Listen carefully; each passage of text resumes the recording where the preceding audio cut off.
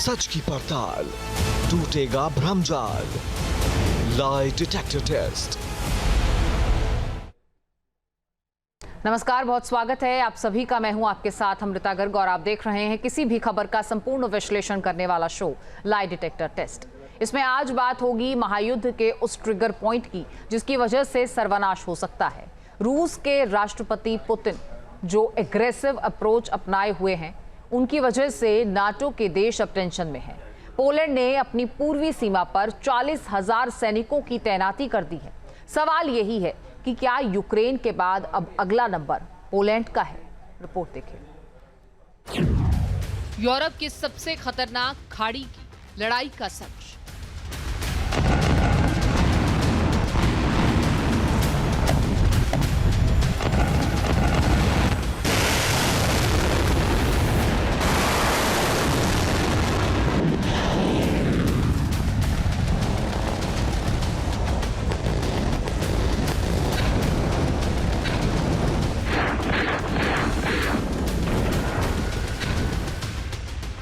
Baltic सी दहल रहा है।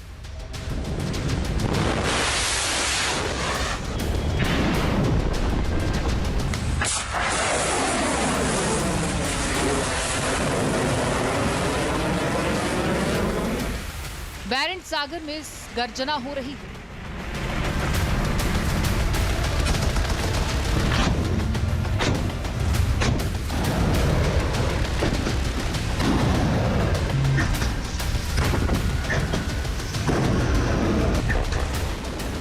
आसमान में हेलीकॉप्टर दहाड़ रहे हैं।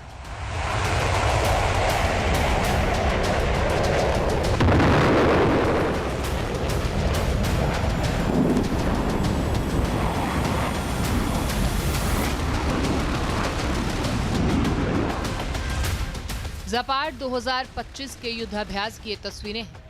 इस युद्धाभ्यास में रूस और बेलारूस की सेना शामिल हुई है। दोनों देशों की सेनाएं 16 सितंबर तक युद्धाभ्यास करेंगी और ये युद्धाभ्यास नाटो देशों के मुहाने पर हो रहा है। इस युद्धाभ्यास से नाटो के देश खौफजदा हैं। सबसे ज्यादा परेशान पोलैंड जैसे देश हैं। रूस के इस युद्धाभ्यास में कई तरह के जहाज और विमान शामिल हैं, जिसमें यासेन एम क्लास SSGN K562 जैसे योद्धा शामिल हैं।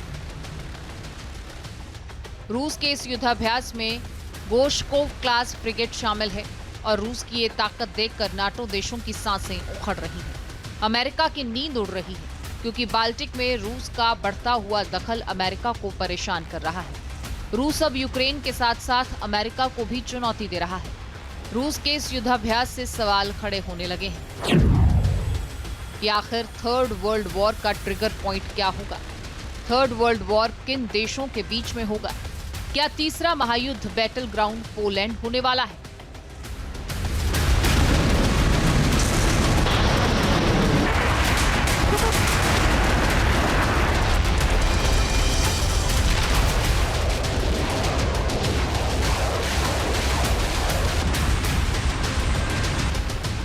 ये सवाल इसलिए उठने लगे हैं क्योंकि अभी 4 दिन पहले ही पोलैंड ने अपनी सीमा के अंदर रूस के ड्रोन मार गिराए।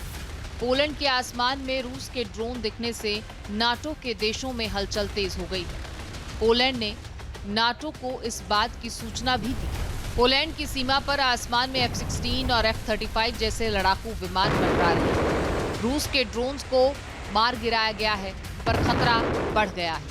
ऐसे में सवाल ये कि पुतिन का अगला टारगेट क्या पोलैंड होगा? रूस एक तरफ यूक्रेन पर बमबारी कर रहा है, दूसरी तरफ बाल्टिक और बैरेंट सागर में युद्धाभ्यास करके नाटो के देशों को चिढ़ा रहा है। दावा ये किया जा रहा है कि पोलैंड में नाटो के सैनिकों की तैनाती की जा रही है। तो वहीं पोलैंड के प्रधानमंत्री डोनाल्ड टस्क ने विपरीत परिस्थितियों को देखते हुए पूर्वी बॉर्डर पर 40,000 सैनिकों को भेज दिया है। साथ ही सड़कों पर कटीले तार और बैरिकेड्स लगा दिए हैं।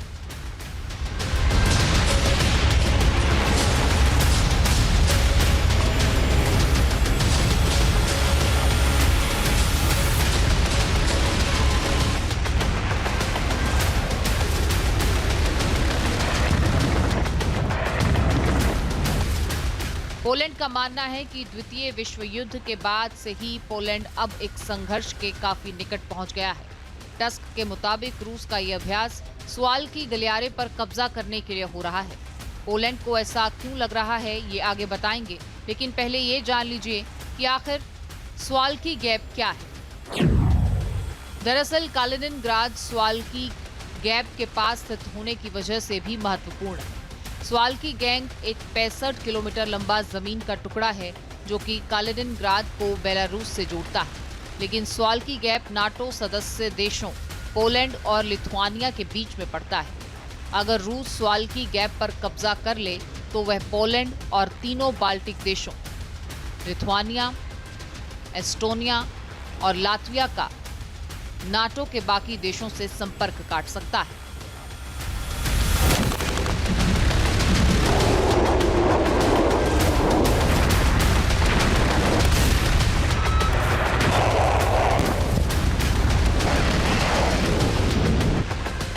जाहिर है कि नाटो देशों के लिए स्वाल्की गैप काफी अहम है, लिहाजा पोलैंड डरा हुआ है। पोलैंड की डर की वजह भी आप समझ लीजिए। दरअसल रूस के करीब नाटो के जो देश हैं उसमें सबसे ताकतवर मुल्क पोलैंड है, क्योंकि पोलैंड में अमेरिका का बेस है। अमेरिका के ताकतवर योद्धा तैनात हैं, लिहाजा जानकार बता रहे हैं कि पोलैंड को उकसाकर रूस कुछ बड़ा खेल करने वाला है। नाटो की घेराबंदी के लिए रूस ने प्लान भी बना लिया है। ज़पाड 2025 युद्धाभ्यास में रूस ओरेशनिक मिसाइल का भी टेस्ट करने वाला है। रूस का ये युद्धाभ्यास 16 सितंबर तक चलेगा और पुतिन की इस प्लानिंग से पोलैंड डरा हुआ है। बेलारूस में जिस तरह से रूस के हथियारों की तैनाती बढ़ रही है, उस वजह से भी नाटो के देश परेशान हैं। ओरेशनिक हाइपरसोनिक मिसाइल युद्ध के लिए तैयार है और इसे साल के आखिरी तक बेलारूस में तैनात किया जाएगा और इसी वजह से नाटो के देश परेशान हैं। वो देश जो रूस की सीमा के करीब है। ओरेशनिक का नाम सुनकर पोलैंड से लेकर एस्टोनिया, लिथुआनिया, लातविया में खौफ है। रशिया और बेलारूस वॉर एक्सरसाइज कर रहे हैं पोलैंड के बॉर्डर पर, यानी कि नाटो के प्रवेश द्वार पर। इस एक्सरसाइज में वो यूज कर रहे हैं ऑर्शनिक मिसाइल, जिसकी स्पीड ही ध्वनि की रफ्तार से 10 गुना से भी ज़्यादा है। सिम का ड्रोन जो डैमेज को बताता रहता है ऑपरेटर को। 15 न्यूक्लियर वॉरहेड रशिया के बेलारूस में पहले से ही तैनात हैं। ये एक्सरसाइज ये बताती है कि जब 2008 में रशिया ने वार एक्सरसाइज की तो उसने जॉर्जिया पर अटैक किया। 2014 में जब उसने वार एक्सरसाइज की तो उसने क्रीमिया पर अटैक किया। 2022 में जब उसने एक्सरसाइज की तो उसने यूक्रेन पर अटैक किया। यानी कि ये वार की एक्सरसाइज नाटो के ऊपर अटैक समझी जा सकती है, ऐसा दिखाया जा रहा है।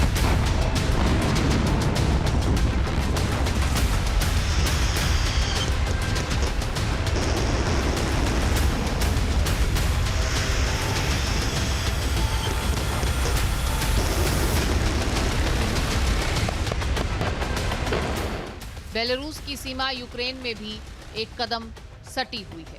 पोलैंड नाटो का बेहद अहम देश है। यहाँ पर अमेरिका का बेस है और जाहिर है कि ऐसे में अमेरिका भी परेशान है।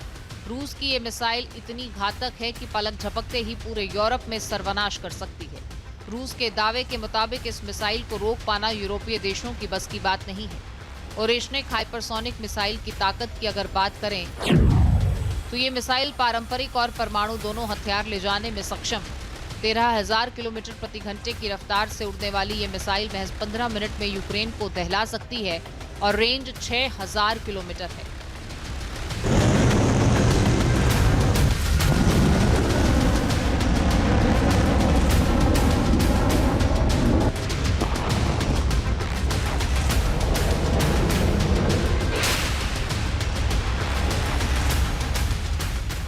नाटो में कुल 32 देश हैं।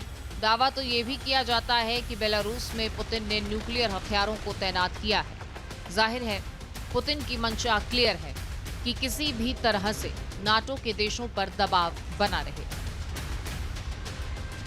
वहीं रूस समर्थित देश बेलारूस की सीमा यूक्रेन, पोलैंड, लिथुआनिया और लातविया से डायरेक्ट लगती है, लिहाजा ये देश भी खौफजदा है।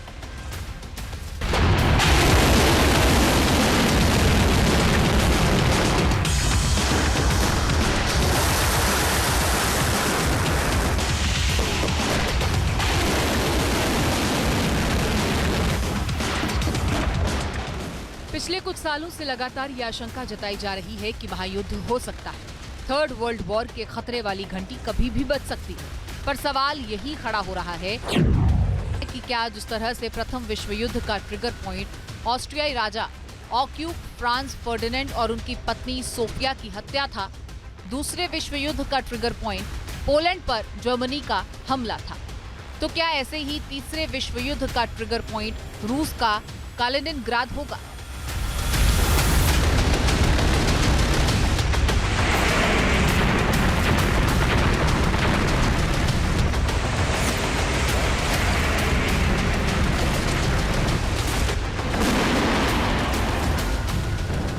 पोलैंड में जब से रूस के ड्रोन दिखाई दिए हैं, पोलैंड ने रूस के ड्रोन को मार गिराया, तब पूरे इलाके में टेंशन का माहौल। रूस का अग्रेसिव अप्रोच, जिससे पोलैंड सहित नाटो के तमाम देश डरे हैं। पोलैंड और नाटो के कई छोटे देशों का मानना यही है कि रूस बड़ी तैयारी कर रहा है। रूस का मकसद क्लियर है, बाल्टिक देशों पर दबाव बनाना। पोलैंड के पीएम का ये कहना है कि रूस स्वाल्की गैप पर कब्जे की रणनीति बना रहा है। इससे कालिनिनग्राद पर चर्चा शुरू हो गई है, क्योंकि कालिनिनग्राद रूस के कब्जे में है और बाल्टिक देशों को भी कालिनिनग्राद कुछ खास भाता नहीं है। कालिनिनग्राद रूस से सैकड़ों किलोमीटर दूर पोलैंड और लिथुआनिया के बीच स्थित है। ये 15,100 वर्ग किलोमीटर का एक छोटा भूभाग है, लेकिन रणनीतिक लिहाज से काफी महत्वपूर्ण है।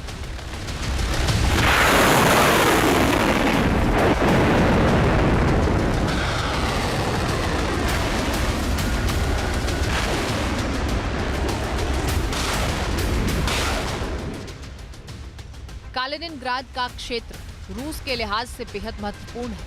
पोलैंड और लिथुआनिया के बीच स्थित कालिनिनग्राद पर रूस का नियंत्रण है। हालांकि ये रूस की मुख्य भूमि से कटा हुआ है।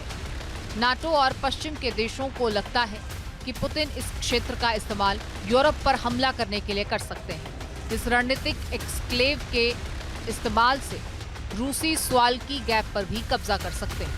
8 मील चौड़ी ये दुर्गम भूमि बाकी नाटो देशों को बाल्टिक देशों से भी जोड़ती है। कालिनिनग्राद नाटो के देशों के गले की फांस बना हुआ है, क्योंकि रूस लगातार यहां पर हथियारों का जमावड़ा कर रहा है। कालिनिनग्राद में रूस का न्यूक्लियर अड्डा है, जो पोलैंड और लिथुआनिया की सीमा से सटा है। कालिनिनग्राद न्यूक्लियर अड्डे पर करीब 100 एटम बम होने का दावा किया गया है।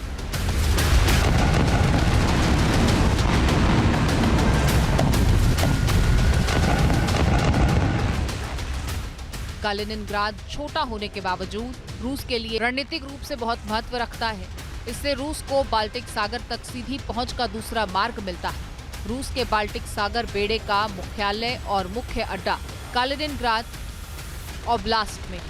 कालिनिनग्राद यूरोप के सबसे सैन्यकृत हिस्सों में से एक है। ऐसे में ये क्षेत्र सैन्य लिहाज से रूस के लिए काफी महत्व रखता है। सोवियत संघ, रूस और अमेरिका के बीच तनाव कोल्ड वॉर के दौरान शुरू हुआ और तभी से ही अमेरिका रूस की घेराबंदी में जुट गया है। सेकेंड वर्ल्ड वॉर के खत्म होने के बाद से, यानी 1945 से ही कालिनिनग्राद रूस के पास है और तभी से रूस के कब्जे वाला ये हिस्सा अमेरिका को खटकता है। रूस को काउंटर करने के लिए अमेरिका ने दुनिया का सबसे बड़ा संगठन बनाया है।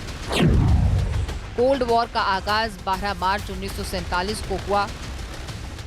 इसके 2 साल बाद, यानी 4 अप्रैल सन 1949 को अमेरिका ने दुनिया का सबसे बड़ा सैन्य गठबंधन बनाया, जिसका नाम रखा गया नाटो। मकसद था तब के सोवियत संघ रूस को काउंटर करना।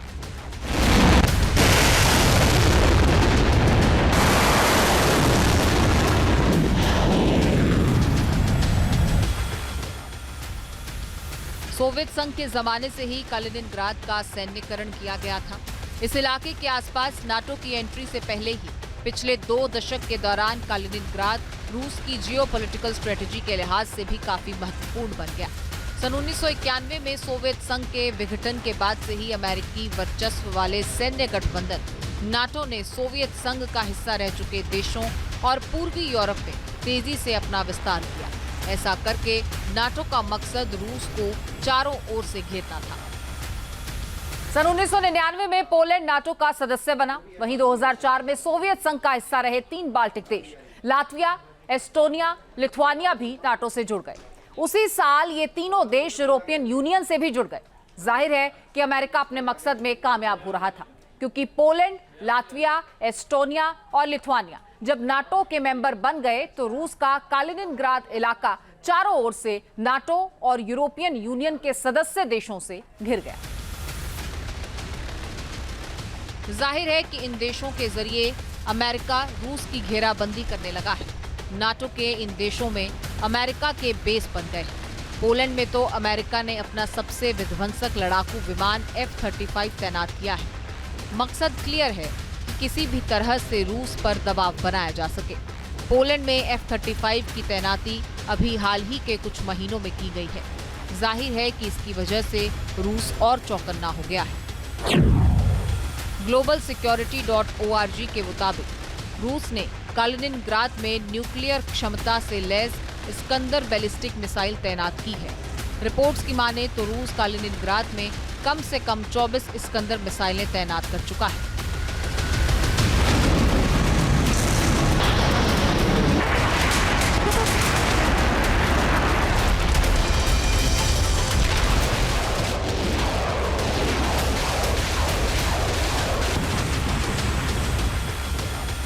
इस्कंदर मिसाइलें जिसकी रेंज 500 किलोमीटर है। कालिनिनग्राद में इस मिसाइल की तैनाती से पोलैंड, जर्मनी, यूक्रेन समेत और उत्तरी यूरोप सहमता रहता है, क्योंकि रूस की ये मिसाइल इन इलाकों तक आसानी से मार कर सकती है।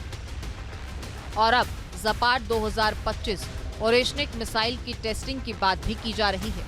इससे नाटो के देश सहम में हैं। बेलारूस में इसकी तैनाती से खतरा और बढ़ गया है और जानकार भी यही सवाल उठा रहे हैं कि क्या बेलारूस के जरिए पुतिन महायुद्ध का प्लान कर रहे हैं। Team news nation. जहां भक्ति है हर शब्द में, कथाओं में छुपे हैं दिव्य रहस्य और ज्योतिष देता है जीवन को दिशा। धर्म से जुड़ी हर बातों को जानने के लिए हमारे चैनल स्तुति को सब्सक्राइब करें।